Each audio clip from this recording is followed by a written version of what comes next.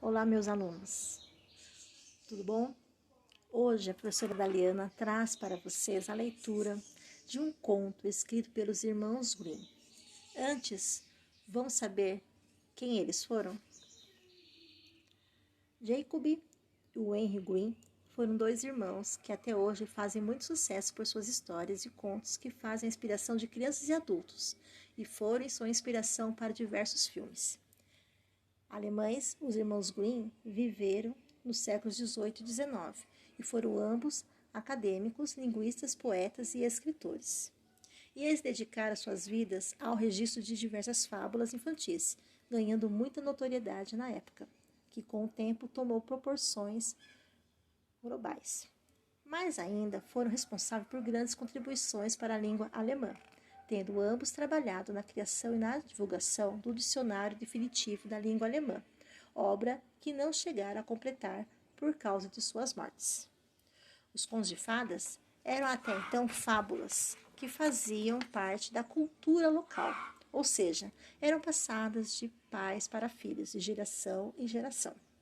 Porém, ao contrário das versões que conhecemos, as versões originais dos contos não tinham finais felizes. Então, através dos irmãos Grimm, hoje nós temos essas histórias mais infantis, agradáveis e belas. Entre os contos mais famosos dos irmãos Grimm estão alguns que provavelmente fizeram a infância de praticamente toda criança, como Cinderela, Branca de Neve, João e Maria, O Ganso de Ouro e muitos outros. Prova do sucesso dos contos dos irmãos Grimm são os filmes de princesas da Disney, todos inspirados em contos escritos pelos irmãos Grimm. Vocês viram só? Eles fizeram a grande diferença. Se nós temos hoje os contos mais agradáveis e belos, com finais felizes, foi graças a eles. E hoje nós vamos conhecer o conto Henrique o Preguiçoso. Era uma vez um grande preguiçoso chamado Henrique, o qual, embora não tivesse outra coisa a fazer, senão levar diariamente a cabra a pastar. Todavia, à noite, após terminado o dia de trabalho, se punha a suspirar. É, na verdade, um trabalho penoso e cansativo meu. Todos os dias ter que levar ao pasto esta cabra, um dia, depois outro, até ao fim do outono. Se ao menos a gente pudesse deitar-se e dormir, mas é preciso manter os olhos bem abertos e ver que ela não estrague os tenros arbustos, que não entre em algum jardim através das cercas e também que não fuja. Como é possível ter um pouco de paz e gozar a vida? Um dia, sentou-se num canto muito concentrado e ruminava como haveria de fazer para ficar livre daquele peso. Meditou longamente, mas em vão. De repente, porém, teve uma ideia. Ah, já sei o que hei de fazer, exclamou. Caso-me com a gorda Rina. Ela também possui uma cabra, junto com a dela poderá levar a minha. Assim será desnecessário que eu continue a ficar cansado. Decidido isso, Henrique levantou-se e pôs em movimento os pobres membros cansados e atravessou a rua, pois era apenas essa a distância que separava da casa onde habitavam os pais da gorda Rina. E pediu-lhes a mão da virtuosa e diligente filha. Os pais não perderam tempo a pensar. Deus os fez e agora os junta, disseram e deram o consentimento. Assim, pois, a gorda Rina tornou-se a esposa de Henrique e teve que levar ao pasto as duas cabras. Henrique folgava o dia todo e só tinha que descansar de sua preguiça. Uma vez ou outra ele dava uma chegada ao pasto, dizendo: faço isto só para gozar melhor o descanso. Caso contrário, a gente acaba por não apreciar bastante. Acontece, porém, que a gorda Rina não era menos preguiçosa que ele.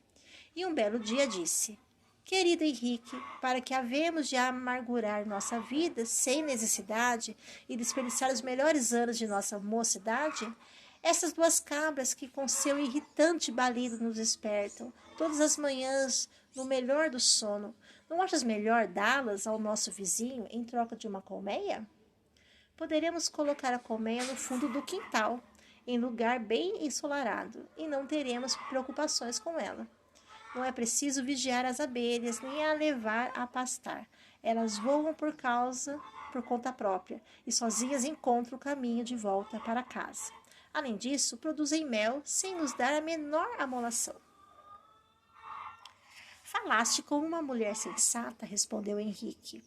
Acho que a tua ideia é proposta, que deve ser levada a efeito imediatamente. E além disso, o mel é muito mais saboroso e nutritivo do que o leite de cabra e pode ser conservado muito tempo. O vizinho deu de bom grado uma colmeia em troca das 2 cabras. As laboriosas abelhas voaram de cá e de lá desde manhã cedo até a noite, e em pouco tempo encheram a colmeia de belíssimos favos dourados. Portanto, quando chegou o outono, Henrique pôde colher um pote bem cheio de mel. Resolveram guardar o pote numa trave pregada bem em cima da cama, no quarto, e com receio de que os ratos pudessem achá-lo, Rina muniu-se de uma vara de aveleira e colocou-se ao lado da cama para tê-la à mão, sem ter necessidade de levantar-se, nem ter o incômodo de sair da cama para enxotar os prováveis intrusos. Henrique, o preguiçoso, não saía da cama antes do meio-dia. Quem madruga, costumava dizer, dissipa sua fortuna. Certa manhã, achando-se deitado a descansar de um longo sono, disse sua esposa: as mulheres gostam de doce e tu estás a petiscar o mel a toda hora.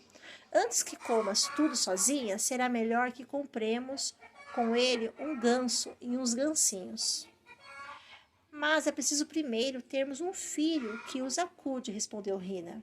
Achas que vou me dar ao trabalho de criar os gansinhos, consumindo forças sem necessidade?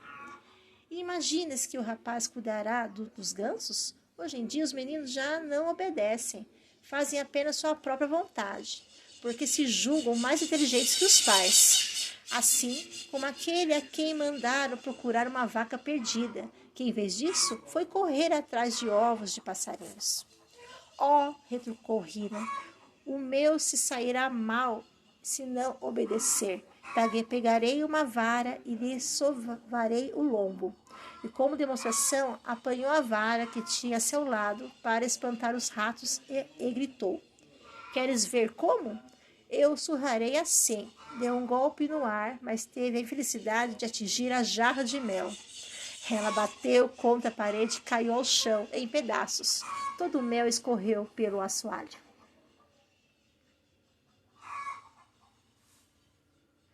Aí tens nosso ganso e os gansinhos, disse Henrique, e já ninguém terá de cuidar deles. De qualquer modo, foi uma grande sorte a jarra não me ter caído na cabeça. Temos muita razão para estarmos satisfeitos. E vendo que nos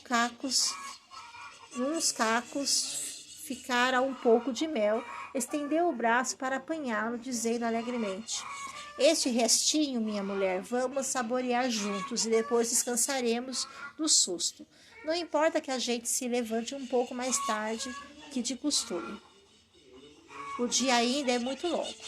Sim, respondeu Rina, sempre se chega a tempo, sabes?